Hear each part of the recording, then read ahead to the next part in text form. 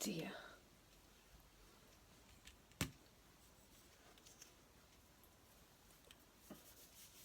Oh, I give up. No idea what I'm doing. I am Gaynor, and I've been watching podcasts recently, and I thought it might be quite a fun thing to do.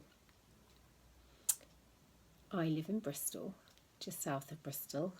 I'm a West Country girl. I've lived in Devon, Dorset. I was born in Devon. Lived in Devon, Dorset, Cornwall, Somerset, and now Bristol.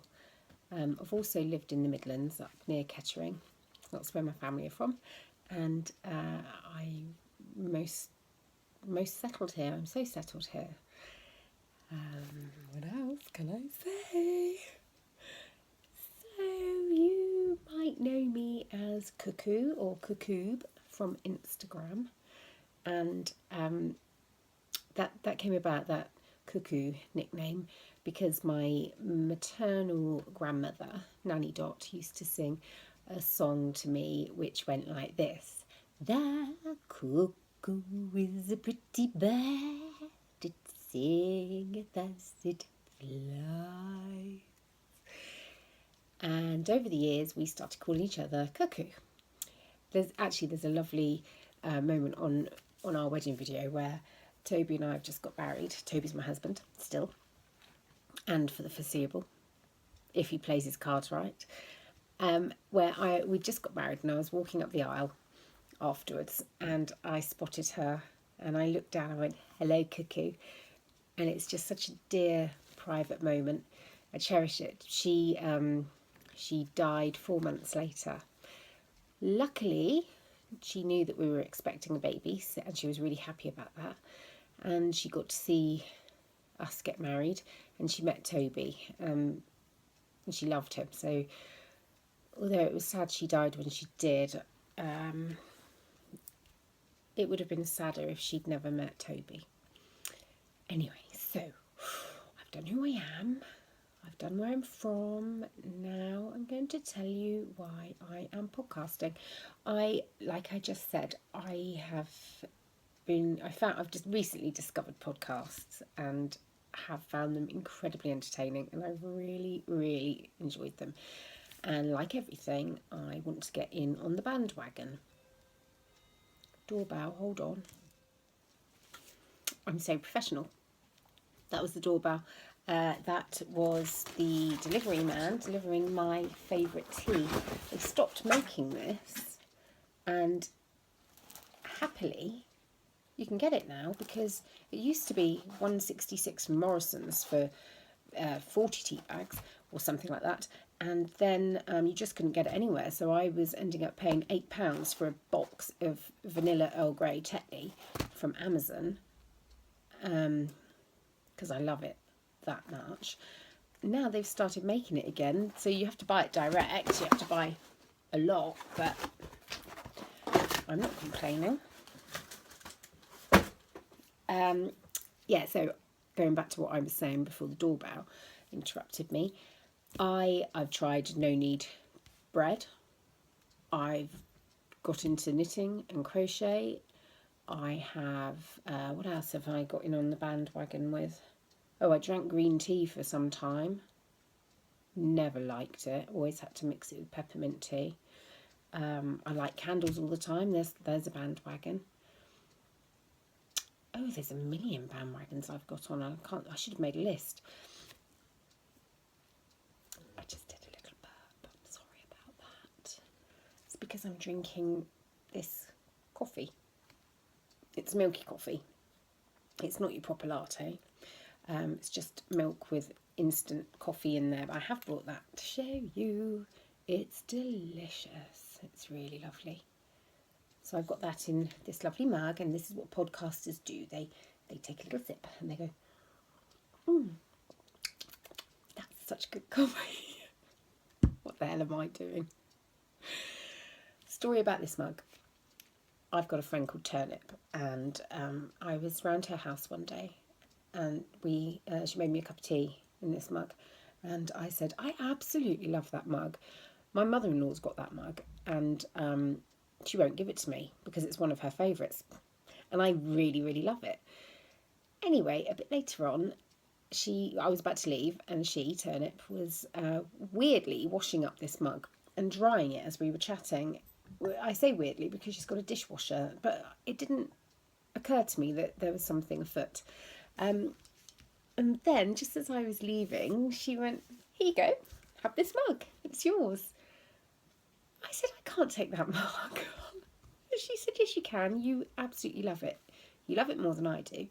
And one of my friends did the same for me once, and every time I have a drink out of that mug, that's the dog scratching over there. Margot. Every time I have a drink out of this mug, I just remember how lovely it felt to be given the mug, and I want you to feel that way too. So every time I have a drink out of this mug, I think of my friend Turnip, who probably won't ever see this because I'm not sure anyone is ever going to see this. I don't even know why I'm doing it really, other than wanting to just join the party. Well, I kind of do know why I'm doing it. We lost our friend recently, and we, at Christmas, and it's now end of February, and in half term, not last week, the week before, we were out there with her children and her husband, and already Charlie, who's only 9 years old, is beginning to become vague with some of his memories. He's unclear and uncertain with some things, and I just thought, my babies are not very old. Bill's 11, Teddy is 9 just, and Wilfred is 6. He was 6 on Thursday last week. And I think, should anything happen to me, they wouldn't really know who I was or what I was about. And I think it's really important to know who your parents are. So I thought I would do this podcast. Okay, so I've told you that I've got a husband called Toby and 3 boys, Bill, Teddy and Wilfred. I also have a little brown curly poodle. She's in the chair just behind there. I'm sure she'll introduce herself at some point. God, I'm still wearing my pinny. Excuse me. That's horrendous. There we go. Right, so I hate that. I hate that. I hate where people go, "So," and then they go with their mouth, and I do that as well. And I don't like it when people talk like this, and then they go up at the end, and then they say, "This is what I'm going to do." All of those things that irritate me when I'm watching podcasts, I know I'm not very tolerant. I seem to be doing myself. Maybe I will be a little bit more tolerant from now on. Right, I'm going to talk to you about things that I'm currently making. I'm going to a ball, a farmer's ball, on Friday coming, so it's Monday today. And I've put on quite a bit of weight, about 1.5 stone. So my ball gown does not fit me, and I don't want to buy a new one because I never go to balls. The last ball I went to was 4 years ago. Maybe if I went to balls more regularly, I wouldn't put the weight on because I would always wear this dress because I particularly love this dress. But anyway, it doesn't fit currently, and I don't want to buy anything, especially something I'm not really going to wear. So I've decided to make something from this. Oh, I should have done my nails. From this Merchant and Mills pattern. It's the trapeze dress. But not just in any old fabric. I'm doing it in this. And I'm going to make it really quite short and wear it with heels. How beautiful. I feel like Shirley Bassey. Goldfinger! I'm going to cut that bit out. If I know how. This podcast is not going to be very slick. There won't be any introduction intro music.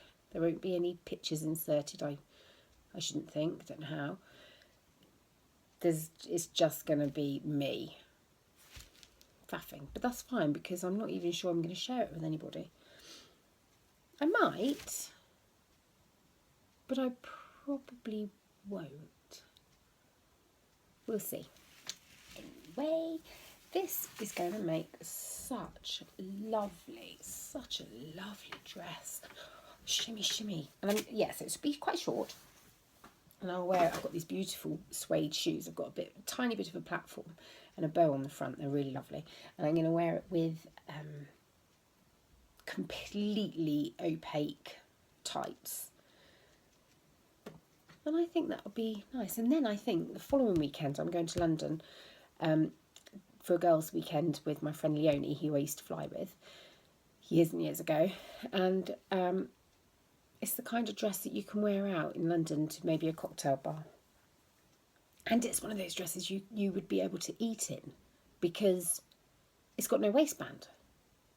And it just drops from your boobs. So you can have a massive meal and be a right pig.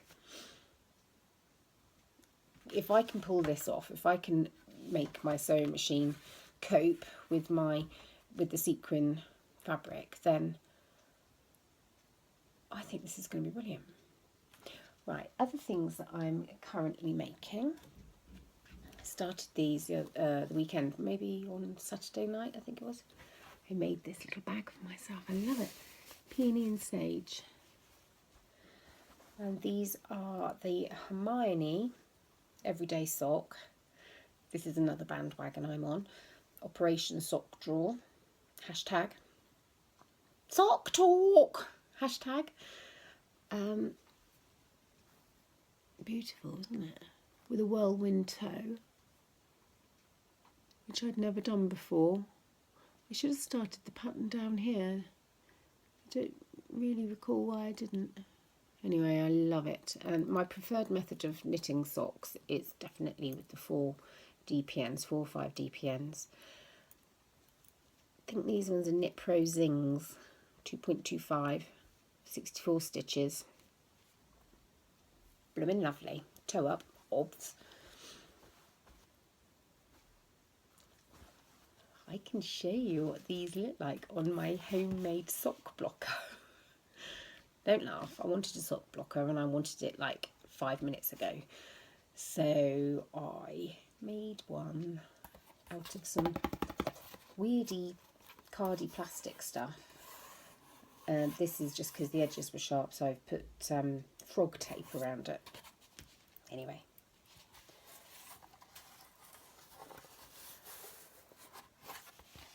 I printed the template off the internet from cyberspace, I think. I just put in free printable sock blocker template and it popped up, and it wasn't quite big enough. I've got ginormous feet, swear to God, I'm like a clown. So I just adapted it. Oh, I love that. It looks even nicer in the camera. The colour's not showing correctly. It's a very beautiful pinky colour. In fact, it's got really dark. It's raining. Oh yeah, I live in the UK, so it rains a lot, which I like because it means I can't garden. I really dislike gardening because I'm rubbish at it, and we've got a huge garden, which is lovely, especially for 3 boys to run around in. So that's something I'm making. The other thing, a couple of other things. Oh, I made this project bag as well. This one's got a bit of padding in it, which means needles don't poke out. This one is my out and about sock. I'm doing the Arne and Carlos easiest sock in the world pattern. So you just go from the toe up, but I've done a provisional cast on. They recommend just cast on stitches, but it looked a bit lumpy. And I've never done an afterthought heel before, so I thought I would pop one in before continuing all the way up, because I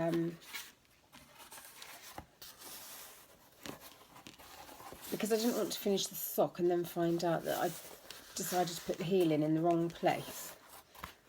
Anyway, these are for my husband, and I keep making him put them on. And they seem to be okay. And they fit my sock blocker. There's a bit of a hole I need to do. They fit my sock blocker, so that's good. But I have, for times when he's not around, got his foot here. So what I did was that's where his ankle bone is. I knitted till the sock was this long, and then I put the afterthought healing thing. You'll have to look up the pattern on Arne and Carlos. They're very clever boys. They know what they're talking about. Oh, and I'm doing this on magic loop, which I don't absolutely adore, but it's great for when you're out and about because you can't really lose a needle. I knit in the car. I have a horrible school run. I'll tell you about that another time. I knit in the car, and the amount of DPN little skinny needles I've lost down the side of my car seat that got stuck in the runners is unbelievable. Another little project I'm doing is a little DPN cozy I made ages ago to match this yarn, actually. Oh, the colour's terrible. Anywho, these are going to be wrist warmers. I made beautiful, well, the sock pattern's beautiful, and they turned out pretty good, really. It was the Pearl Soho socks that have a cable that go up the back of the leg. What a lovely pattern. Their patterns are very well written. I'm making like a little cuff, like a wrist warmer type thingy. That's not a very flattering pose, is it? Anyway, can you see that? I'm not going to knit for much longer, actually. I think I might put a mini cuff here so I can wear it with a thick cuff or a little mini cuff, or I might even just do a rolled edge. If I just did stocking stitch and then cast off and let the end roll up, that might look quite nice as well. I could wear it either way. All these decisions. Anyway, this was beautiful yarn, Juniper Moon Harriet. I can't remember the colour. I've binned the ball band. But 2 hanks I bought. Skeins, 2. And this is what's left of one of them. I've got another one in here, another ball, what was left from the other one. I'm just trying to think how far one skein would go. It would definitely do a pair of regular length socks, but the Pearl Soho socks that I did were knee length with a massive cuff turnover. So beautiful. Knitted those last year. Actually, I started knitting those when we were skiing and Kate was still around then, and actually when I look at this yarn or think about the socks and see these DPN cozies, I think of her and I sitting on the sofa at pre-ski, having a cup of tea, a bit of cake, chatting away about what we were going to do and where we were going to go, and happy memories. What else am I going to show you? Oh yes, everybody on podcast does what they've bought, don't they? I think they call it acquisitions or purchases or something. My coffee is still so hot because I've copied my friend off Instagram. I've got one of these tea light heater thingies. Mine's actually quite ugly. It's like one of those ones you get in retro Chinese places. So funny. I will get a nice one day. Good Lord, that's like too hot. Wait there.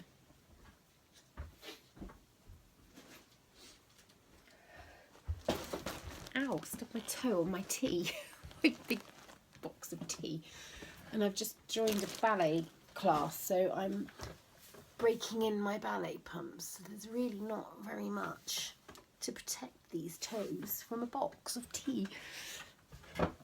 Okay, my next thing that I'm making and I want to show you is, oh dear, I've scribbled all over this pattern, do excuse. It's the linear tunic Tunic by Stella Ackroyd, and it looks like that. And I was going to make it longer at the sides, but it was beyond my brain power.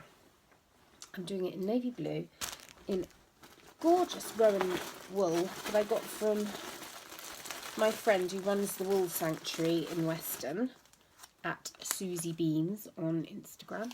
And I've got this pure wool Aran in this beautiful navy blue. Now this is showing up back to front, but I'm pretty sure that when you're playing the video it flips round. If it doesn't, and if I can't work out how to flip it round, take it from me, it's Rowan pure wool Aran. And I'm this far along the, what am I doing the back? I think this is the back. It's got lovely moss stitch at the bottom. And then it's got this a moss stitch side. It's going to need blocking. And it decreases for armhole shaping. Look at the cute little stitch marker. It's a little duck. It's a progress keeper. Not even really sure what progress keepers are for. Are they progress keepers or progress markers? If they were progress markers, I would understand that better, because it would mean you could see how far you'd knitted in a session of knitting. Oh, I just did that thing. Anyway, I love this little duck. My husband's cousin had ME for a while, and she was having a terrible time, and her friend's mother gave her a piece of advice. She said, no matter how long you hold a rubber duck underwater, it will always bounce back up. So in times of sadness, stress, just mundane dogged boringness, which we all experience in our lives, I like to think of the rubber duck analogy. It fits in quite well with the "this too shall pass" little phrase. That is my linear tunic, and it's an absolute joy to knit. I'm loving knitting it, but you can only knit it in the day, in the daylight, or in really strong bright lights, because it's navy blue. And I'm getting old and I just can't see. If you did it in a different colour, obviously that's not going to be an issue. But I don't get a lot of time to knit during the day, so it's been retired for a while. And besides, I'm really loving knitting those pink socks. I can't get enough. Every round just makes me want to do another round. Okay, I am going to stop this podcast now, because I think I've been talking for half an hour, and that's quite long enough. So thank you all for listening. Hit subscribe. No, I'm just joking. I'm absolutely joking. Don't do that. Don't tell your friends. Don't send me anything. I'm not going to be doing swaps, competitions, or anything like that, because I'm not even sure, as I've said twice already, what I'm going to do with this podcast. But then again, things morph. Maybe I would quite like to make friends. No, I haven't really got enough time for that. Half an hour doing this, and it's quite plenty enough time spent on podcasting, because I could have been getting on with my ironing, which I swear to you is up to my hip. It's just massive. It's full of husband's double folded cuff shirt things. Hellish. Anyway,